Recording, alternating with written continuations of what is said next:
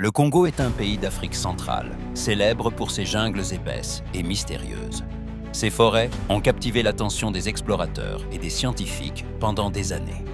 Elles abritent des créatures incroyables et des merveilles naturelles qui continuent de surprendre le monde. Mais le Congo ne suscite pas seulement l'émerveillement. Certaines découvertes y sont franchement troublantes. Par exemple, il existe une créature qui survit en mangeant du guano de chauve-souris. Oui, vous avez bien lu. Ce régime étrange fait sourciller et suscite la curiosité. Et puis, il y a une haute dalle métallique qui est apparue de manière inattendue au milieu d'une ville. Sa présence soudaine a laissé les gens choqués et perplexes. Que signifie-t-elle? D'où vient-elle? Ces découvertes effrayantes du Congo ont capté l'attention mondiale. Elles nous rappellent que sous la surface de la beauté, des secrets sombres et troublants attendent d'être découverts. Un monolithe mystérieux. Un matin, les habitants de Kinshasa se sont réveillés face à une vision surprenante dans leur ville. Dans le quartier de Bandal, une énorme structure métallique de 3,6 mètres était apparue pendant la nuit. Sa haute forme triangulaire a laissé tout le monde perplexe. Pendant des jours, elle est devenue le principal sujet de conversation.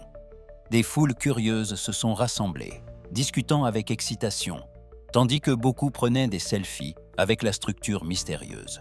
Tout le monde se demandait ce que c'était et pourquoi c'était là. Certains l'ont lié aux étranges monolithes qui étaient apparus dans le monde entier, alimentant de folles théories du complot.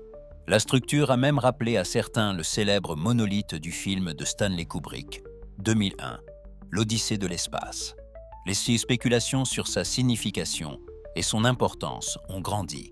Mais au fil des jours, l'excitation s'est transformée en méfiance. Un habitant a noté que la forme triangulaire ressemblait au symbole d'organisations secrètes, comme les francs-maçons ou les Illuminati.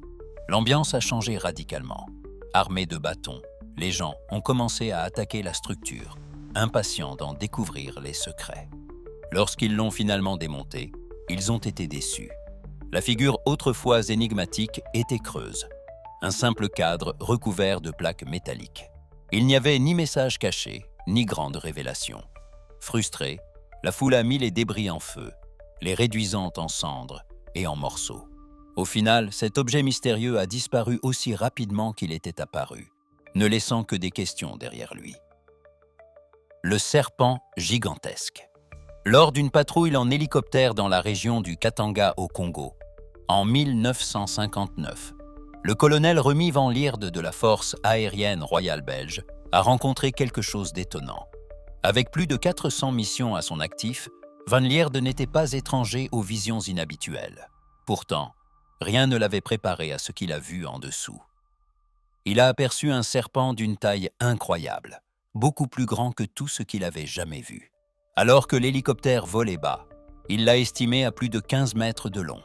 Si c'était exact, ce serait le plus grand serpent jamais enregistré sur Terre. À titre de comparaison, les plus grands serpents aujourd'hui, comme l'anaconda vert et le python réticulé, n'approchent pas ces dimensions. Les anacondas verts mesurent généralement environ 5 mètres de long, tandis que les pythons réticulés peuvent dépasser 6 mètres. Lorsqu'ils ont survolé le serpent à nouveau pour mieux l'observer, il a soulevé son corps massif à près de 3 mètres dans les airs. La vue était à la fois impressionnante et terrifiante. Van Lierde a rappelé plus tard d'avoir ressenti un frisson. S'ils avaient volé plus près, le serpent aurait pu leur bondir dessus. Il croyait qu'il pouvait facilement avaler un homme entier, compte tenu de sa taille et de sa puissance. Bien que la rencontre ait été brève, l'équipage a capturé une photographie granuleuse de la bête. L'image, bien que floue, montrait le serpent géant éclipsé par les arbres environnants. Qu'elle serve de preuve ou non, l'histoire de ce serpent immense a laissé beaucoup perplexes. Était-ce réel ou simplement un tour de lumière? La paternité dans la tribu Bayaka. Les Bayaka, également connus sous les noms Daka, Baka ou Babenzele, sont une tribu fascinante, vivant dans la forêt tropicale du sud-est du Congo. On les trouve dans des pays comme le Congo, le Cameroun, la République centrafricaine et le Gabon. Ce groupe nomade est considéré comme l'un des premiers habitants bantous du bassin du Congo. Depuis des siècles, les Bayakas prospèrent en harmonie avec la nature, menant une vie profondément connectée à la terre. Ce qui distingue vraiment les Bayakas, c'est leur approche de la paternité. Ces hommes, ce sont des soignants exceptionnels et passent plus de temps à s'occuper de leurs enfants que n'importe quel père ailleurs dans le monde. Ils ont gagné le titre de meilleur papa du monde pour leur engagement envers une parentalité impliquée. En contraste frappant avec de nombreuses cultures, les hommes Bayakas assument souvent le rôle de principal soignant. Quand un bébé pleure et que la mère n'est pas là, les pères Bayakas vont très loin pour réconforter leur enfant. Certains permettent même à leur bébé de téter leur mamelon comme moyen de le calmer et de créer un lien. Cette pratique, notée par l'anthropologue le professeur Barry Hewlett, peut en surprendre plus d'un. Dans la plupart des sociétés, l'idée de l'allaitement masculin soulève des questions. Mais pour les Bayakas, c'est une partie naturelle de la proximité avec leurs enfants. Avec leur style de vie torse nu, offrir un mamelon à un bébé n'est qu'une autre expression d'amour. Lorsqu'ils interagissent avec leurs enfants, les pères Bayakas évitent les jeux brusques. Au lieu de cela, ils engagent une communication douce, nourrissant leurs enfants avec soin. Cette approche aide à forger une connexion émotionnelle forte. Le lien entre un père Bayaka et son enfant est profond et tacite, quelque chose de rare et de beau dans le monde d'aujourd'hui. Mokele Mbembe. Au cœur du Congo, il existe une créature légendaire connue sous le nom de Mokele Mbembe. Le nom provient de la langue lingala et signifie « celui qui arrête les rivières ». Beaucoup croient que cette créature se cache au fond du dense bassin du Congo. Les récits la décrivent comme énorme, ressemblant à un éléphant, mais avec un long cou et une queue semblable à un serpent. Les légendes locales racontent que le Mokele Mbembe rôde dans des marécages inexplorés et des systèmes fluviaux. Il cherche souvent refuge dans des grottes creusées par les rivières, dans les berges d'argile, surtout dans les virages serrés. Ces endroits cachés offrent un abri à ce géant semi-aquatique. La créature est connue pour être très territoriale. Les pêcheurs avertissent que si une pirogue s'approche trop près, le désastre frappera. Ils disent que le Mokele Mbembe attaquera sans hésitation, ne montrant aucune pitié envers ceux à bord. Certains habitants affirment que le Mokele Mbembe se nourrit uniquement des plantes autour de lui. Ils pensent qu'il pourrait venir à terre pendant la journée pour grignoter une végétation savoureuse. Étonnamment, les histoires suggèrent que ceux qui rencontrent la bête repartent souvent indemnes. Il semble que le Mokele Mbembe n'ait aucun intérêt pour les humains. Sa préférence va aux plantes. La connexion entre le Mokele Mbembe et les dinosaures est fascinante. Les cryptozoologistes spéculent qu'il pourrait être un vestige vivant du passé, partageant des traits avec des espèces disparues depuis longtemps, comme le brachiosaure ou le diplodocus. L'idée qu'une telle créature puisse encore errer sur notre planète en enthousiasme beaucoup et stimule l'imagination. Les horreurs de l'exploitation du cobalt au Congo. Dans la société d'aujourd'hui, les smartphones, les ordinateurs et les voitures électriques sont des symboles puissants de progrès. Pourtant, les batteries rechargeables qui alimentent ces appareils dépendent souvent du cobalt. Ce cobalt est extrait dans des conditions désastreuses en République démocratique du Congo, où de nombreux travailleurs subissent un traitement assimilable à l'esclavage. Dans plusieurs nations africaines riches en ressources, une mauvaise gouvernance et la cupidité des pays occidentaux alimentent l'exploitation. Le Congo détient les plus grandes réserves de cobalt au monde, mais cette richesse apporte des défis importants. En octobre 2023, environ 6,9 millions de personnes au Congo ont été contraintes de quitter leur foyer en raison de la violence et des attaques par des groupes armés. Certains de ces déplacements résultent d'expulsions liées à l'exploitation du cobalt. La plupart du cobalt est extrait de la ceinture de cuivre du Congo. De façon choquante, sur les 255 000 Congolais impliqués dans l'extraction du cobalt, environ 40 000 sont des enfants. Ces jeunes travailleurs œuvrent souvent dans des mines informelles, utilisant seulement leurs mains et gagnant moins de 2 € par jour, selon World Vision, une ONG basée aux États-Unis. L'extraction de ces minéraux précieux est incroyablement dangereuse. Beaucoup des substances sont toxiques, exposant les mineurs à de graves risques pour la santé. Ils font face à des menaces constantes de chuter dans des puits ouverts ou de rester piégés dans des tunnels qui s'effondrent. Certains risquent même de se noyer en travaillant dans des mines sous-marines. Les conditions sont brutales et les dangers sont incessants. Alors que le monde profite de ces technologies avancées, le coût humain est stupéfiant. Derrière chaque gadget se trouvent des travailleurs qui peinent sans relâche, leur lutte souvent ignorée. Tandis que les consommateurs se réjouissent de leurs nouveaux appareils, peu comprennent les dures réalités auxquelles sont confrontés ceux qui les rendent possibles. Bombe à retardement de carbone. La cuvette centrale se trouve dans le bassin du Congo, une région unique qui est inondée une grande partie de l'année. Elle abrite des espèces en danger comme les éléphants de forêt et les gorilles des plaines. En 2017, elle a attiré l'attention mondiale lorsque des chercheurs ont identifié 56 000 miles carrés de tourbières, une superficie comparable à celle de l'Angleterre. Les tourbières, qui comprennent les marais et les zones marécageuses, ne couvrent que 3% de la surface de la Terre. Pourtant, elles sont des puissances de stockage du carbone, retenant 2 fois plus de carbone que toutes les forêts du monde réunies. Les tourbières de la cuvette centrale font partie du plus grand réseau de tourbières tropicales de la planète, contenant plus de 30 milliards de tonnes de carbone. Pour l'instant, cette zone massive reste largement intacte par l'activité humaine. Mais si le carbone stocké dans ces tourbières est libéré, les conséquences pourraient être dévastatrices pour notre planète. Le carbone piégé dans les tourbières du Congo équivaut à environ 20 ans d'émissions de combustibles fossiles des États-Unis.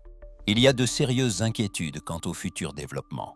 Des plans pour des routes pourraient ouvrir la zone aux exploitants forestiers, et les politiciens pourraient chercher à convertir la terre en terres agricoles.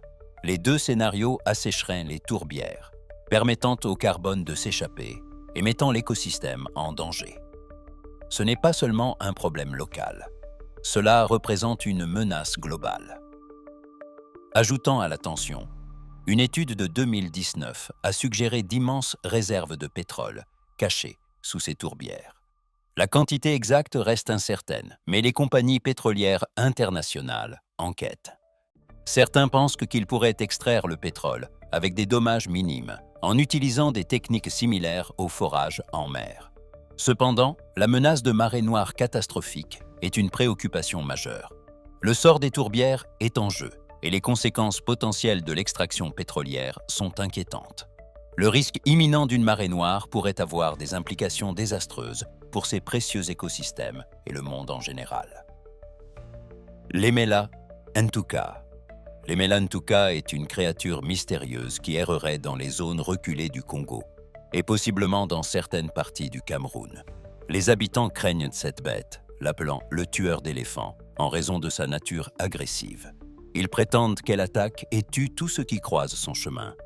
On pense que cette créature est de la taille d'un éléphant de brousse africain. Sa peau est décrite comme brunâtre ou grise et elle a une queue lourde. Le corps ressemble à celui d'un rhinocéros avec une longue corne sur son museau. Son corps large et massif repose sur 4 jambes courtes et épaisses. Contrairement à de nombreux animaux, elle a un cou lisse sans crête ni frange. L'Emela Ntuka est considérée comme semi-aquatique, passant du temps à la fois dans l'eau et sur la terre. On dit qu'elle se nourrit de malombo et d'autres plantes feuillues.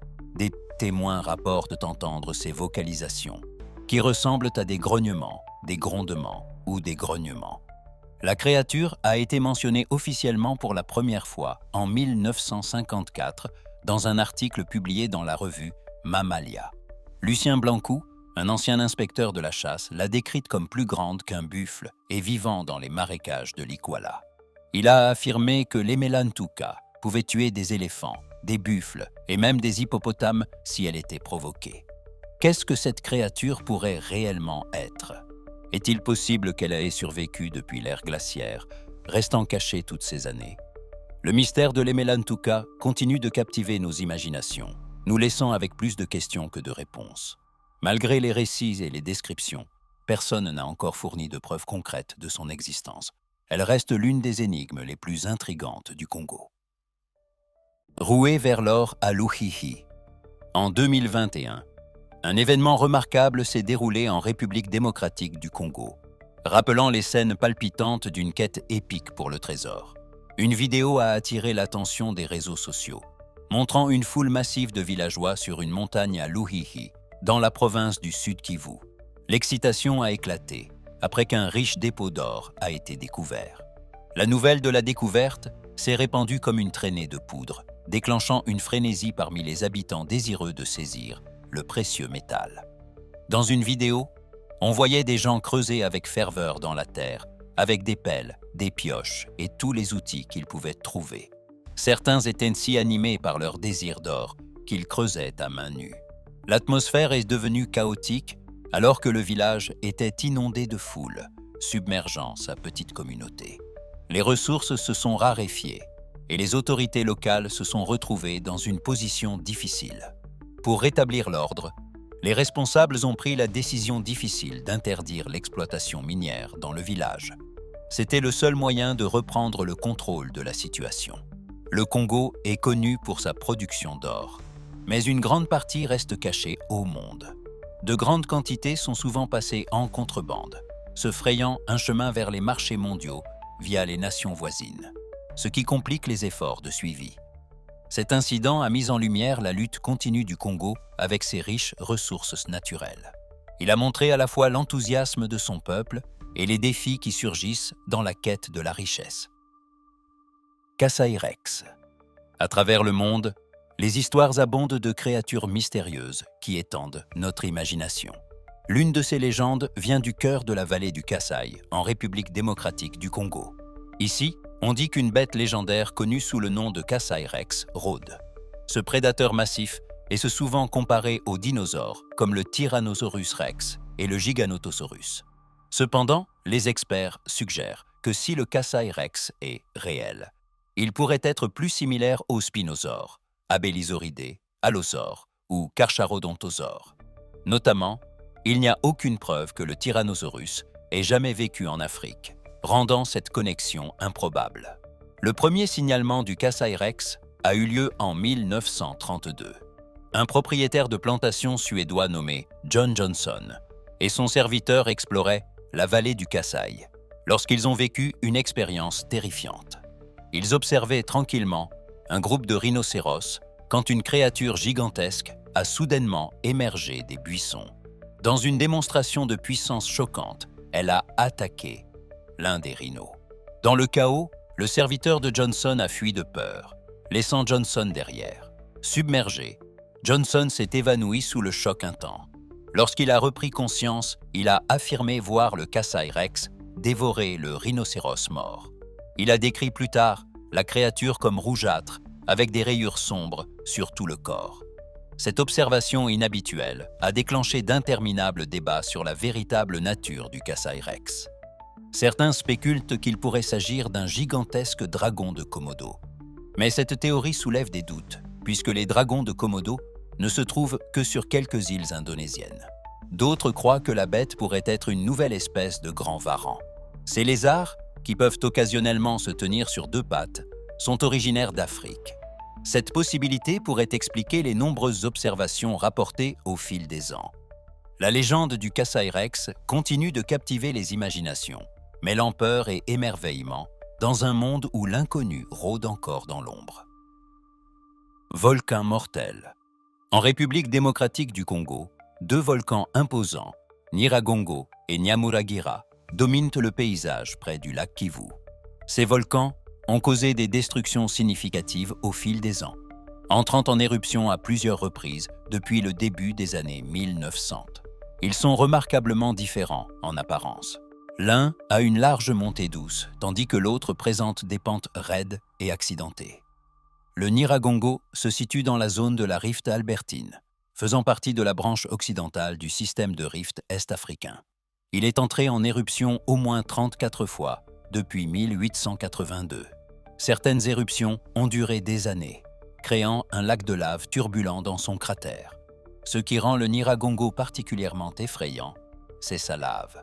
Elle est connue pour être la lave la plus rapide du monde. En 2002, une éruption a forcé un demi-million de personnes dans la ville voisine de Goma à fuir. L'éruption a détruit des maisons et des infrastructures vitales, laissant de nombreuses personnes sans abri. Plus récemment, en 2019 et 2021, la lave a de nouveau coulé du Nyiragongo, atteignant Goma et causant davantage de dévastation. Un autre danger dans cette région est un gaz connu localement sous le nom de mazuku. Dans certaines zones de zone, le dioxyde de carbone s'élève du sol. Si le vent ne le disperse pas, il peut devenir mortel. Tragiquement, il y a eu des signalements d'enfants perdant la vie après avoir inhalé ce gaz toxique. Les menaces posées par ces volcans nous rappellent que la puissance brute de la nature et la nécessité d'une vigilance constante. Aggravation de la crise alimentaire. La République démocratique du Congo fait face à une crise de la faim dévastatrice. Plus de 25 millions de personnes souffrent de faim sévère. Près de 3 millions sont au bord de la famine. Cette crise ne s'est pas produite du jour au lendemain. Elle s'est aggravée depuis des années en raison des conflits incessants et d'une économie fragile. Les combats ont rendu impossible pour de nombreuses familles de cultiver leurs terres, qui sont leur principale source de nourriture et de revenus. Sans cultures à récolter ou à vendre, les gens n'ont presque plus rien. Dans les zones en proie au conflit, l'aide humanitaire peine à atteindre ceux qui en ont le plus besoin. La violence rend la livraison de fournitures incroyablement difficile, laissant les communautés désespérées et dans le besoin. Même dans les régions où la paix est revenue, comme la province du Tanganyika, la situation reste sombre. La violence peut avoir diminué, mais ses conséquences sont toujours visibles. En 2021, un résident a décrit la province comme étant dépourvue de nourriture et d'investissement. Tout avait été détruit, laissant les habitants sans rien pour reconstruire. L'instabilité économique du pays complique le problème. À la fin de 2023, l'inflation a grimpé à 23%, provoquant une augmentation marquée des prix des denrées alimentaires. Les produits de base comme les haricots, la farine de maïs et le riz sont devenus 50 et 1% plus chers que l'année précédente, et étaient le double de la moyenne sur 5 ans. Avec les 3/4 de la population vivant dans la pauvreté, ces coûts croissants frappent durement. Les familles déjà en difficulté font face à des défis encore plus graves. La crise de la faim au Congo continue de s'aggraver. Le conflit, l'instabilité économique et la flambée des prix alimentaires ont créé une tempête parfaite. Chaque jour, de plus en plus de familles se retrouvent au bord de la famine, avec peu d'options pour survivre. La situation appelle une attention et une action urgente. Bakulu. Dans chaque coin du globe, les mythes et les légendes façonnent que les cultures. Et au cœur de la République démocratique du Congo, une créature se distingue, le Bakulu. Les habitants racontent des histoires terrifiantes sur ces petits êtres maléfiques qui nourrissent une profonde haine pour les humains. Un Bakulu, lorsqu'il est seul, s'appelle un Alao. On dit que ces créatures rôdent dans les recoins les plus sombres de la forêt tropicale. Dans ces zones denses, la lumière du soleil peine à atteindre le sol. Même à midi, lorsque le soleil brille de tout son éclat, la forêt reste enveloppée de ténèbres. Le feuillage épais et les lianes tortueuses créent un havre d'ombre, parfait pour que les Bakulu traquent leur proie. Ils guettent, prêts à frapper quiconque est assez brave pour s'aventurer à l'intérieur. Certains croient que les Bakulu sont les esprits des ancêtres qui sont morts, avec des rancunes non résolues contre les vivants. Leur colère et leur jalousie alimentent leur désir de chasser les humains. D'autres pensent que les Bakulu sont les vestiges d'un mal ancien qui a été libéré lorsque le monde est né. Puis, il y a ceux qui les voient comme une autre partie de la forêt, comme les champignons ou les oiseaux, se fondant tranquillement dans le décor naturel. Effrayant, on dit que les Bakulu se régalent de chair humaine. Bien qu'ils soient petits, ils possèdent une capacité horrifiante. Ils peuvent désarticuler leurs mâchoires pour avaler une personne entière. Au lieu de cheveux, des touffes d'herbe couvrent leur corps, leur permettant de se camoufler parfaitement dans le sous-bois. Leurs yeux brillent d'un rouge menaçant et ils portent de petites cloches. En Afrique centrale, ces cloches sont censées posséder des pouvoirs magiques, jetant des sorts à quiconque entend leur son. Pourtant, certains croient que porter une amulette ou un charme peut repousser la magie noire des Bakulu. Qu'ils soient réels ou imaginaires, les Bakulu restent une légende terrifiante au Congo. Pour ceux qui vivent près de la forêt, La pensée de ces créatures inspire la peur et la prudence. Leur présence, tissée dans le folklore local, sert d'avertissement sévère à tous ceux qui osent entrer dans leur domaine. Gébaphophies. Les araignées existent sous de nombreuses formes et tailles, des minuscules aux créatures massives. Mais certains cryptozoologistes croient qu'il existe une araignée encore plus grande, cachée dans les forêts tropicales du Congo. Elle s'appelle le Gébaphophies et elle résiderait au cœur dense de la jungle. Les habitants racontent des histoires fascinantes sur le Gébaphophies. Ils disent que ces araignées gigantesques tissent d'énormes toiles entre les arbres, utilisant habilement des feuilles pour cacher leurs pièges. Ces toiles traversent souvent les sentiers de gibier et autres zones de la forêt tropicale, les rendant difficiles à voir. Ce qui rend le Gébaphophies unique, c'est sa méthode de chasse qui Au lieu de compter uniquement sur les toiles, il creuse des terriers sous les racines des arbres. L'araignée couvre les entrées avec des toiles et camoufle la zone avec des feuilles, créant un piège caché, semblable à celui d'une araignée trapue. Les habitants décrivent les Gébaphophies adultes comme ressemblant à d'énormes tarentules au corps brun foncé. Leur corps peut atteindre jusqu'à 76 cm de diamètre et ils ont de grands crocs remplis d'un venin hautement toxique. Debout, ces araignées seraient aussi grandes qu'une personne. Les gens affirment que leurs œufs sont jaune pâle, de la taille et de la forme de coquilles d'arachide. Les jeunes araignées commencent par être d'un jaune vif avec des abdomens violets, mais deviennent brun foncé en mûrissant. Les populations locales du Congo évitent à tout prix ces nids. Ils prennent souvent de longs détours, juste pour les éviter. Des histoires terrifiantes circulent sur des araignées géantes entrant dans les villages, tuant le bétail et même enlevant de petits animaux et des enfants.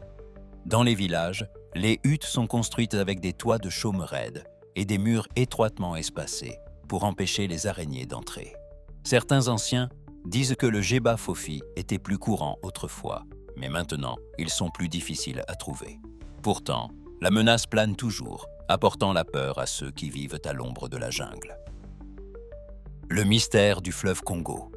Le fleuve Congo est célèbre pour être le fleuve le plus profond du monde. À certains endroits, il plonge jusqu'à 220 mètres.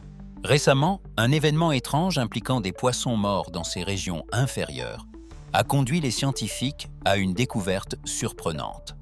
Mais le fleuve Congo n'est pas unique seulement en raison de sa profondeur. Il possède également des rapides sauvages et des courants forts. Des cascades cachées sous-marines rugissent dans ses profondeurs. Ces forces puissantes agissent comme des chaînes de montagnes dans le fleuve, le divisant et isolant différentes populations de poissons. Cette séparation est cruciale pour l'évolution de nombreuses espèces de poissons uniques. Les scientifiques ont commencé à étudier le bas-fleuve Congo il y a plusieurs années. Ils ont été intrigués lorsque des poissons pâles et aveugles ont commencé à apparaître à la surface, généralement morts ou mourants. Il s'est avéré que ces poissons souffraient de l'effet de décompression, une condition généralement observée chez les plongeurs. Elle se produit lorsque des changements rapides de pression créent des bulles d'air dans le corps, et cela a déconcerté les chercheurs de le voir chez les poissons. En approfondissant leurs recherches, ils ont découvert que des sections du fleuve Congo sont plus profondes que n'importe quel autre fleuve sur Terre. Dans le seul bas-fleuve Congo, plus de 300 espèces de poissons différentes ont été identifiées. Les rapides féroces dans cette zone empêchent certains groupes de poissons de se mélanger. Cet isolement a permis à de nouvelles espèces d'évoluer, même lorsqu'elles vivent à proximité de leurs proches. Les eaux puissantes créent des barrières qui maintiennent certaines populations de poissons séparées, les obligeant à s'adapter et à évoluer de manière remarquable. Le fleuve Congo détient de nombreux secrets et continue d'émerveiller les scientifiques avec ses merveilles cachées. Okapi. Avez-vous déjà imaginé à quoi ressemblerait un mélange entre un cerf et un zèbre? Permettez-moi de vous présenter l'okapi. Cet animal unique est le seul parent vivant de la girafe. L'okapi ne peut être trouvé qu'à un seul endroit spécial, la forêt tropicale de l'Ituri, en République démocratique du Congo. Vivant dans cette jungle dense, l'okapi a appris à très bien se cacher. Les rayures brunes et blanches sur ses pattes arrière l'aident à se fondre dans la forêt. Ces rayures agissent comme un déguisement, protégeant l'okapi des prédateurs. Les okapis mangent de nombreux types de plantes. Ils adorent les fruits, les bourgeons, les feuilles et les brindilles. En une seule journée, un okapi peut consommer jusqu'à 27 kg de végétation. Il lèche parfois de l'argile des lits de rivières pour obtenir des minéraux importants. Fait intéressant, on sait qu'il grignote des excréments de chauve-souris pour des nutriments supplémentaires. En ce qui concerne les bébés, les femelles okapis donnent généralement naissance à un seul petit. Remarquablement, le bébé peut se tenir debout et marcher seulement 30 minutes après sa naissance. Cependant, il ne fait pas caca avant d'avoir au moins 1 mois. Cette caractéristique inhabituelle aide à garder le petit en sécurité. Sans excréments, il n'y a pas d'odeur pour attirer les prédateurs. Malheureusement, l'okapi est en danger. L'Union internationale pour la conservation de la nature le classe comme en danger. Au cours des 20 dernières années, les scientifiques estiment que la population d'okapis sauvages a diminué de moitié. Bien que les léopards soient leurs principaux prédateurs, les humains sont la plus grande menace. Le braconnage et la destruction de leur habitat rendent difficile pour ces créatures timides de survivre à l'état sauvage. Nous espérons que vous avez apprécié cette vidéo. Si vous souhaitez découvrir d'autres vidéos que nous avons réalisées pour vous, cliquez sur l'une d'elles à l'écran ou consultez la chaîne. Merci d'avoir regardé et nous vous disons à la prochaine fois.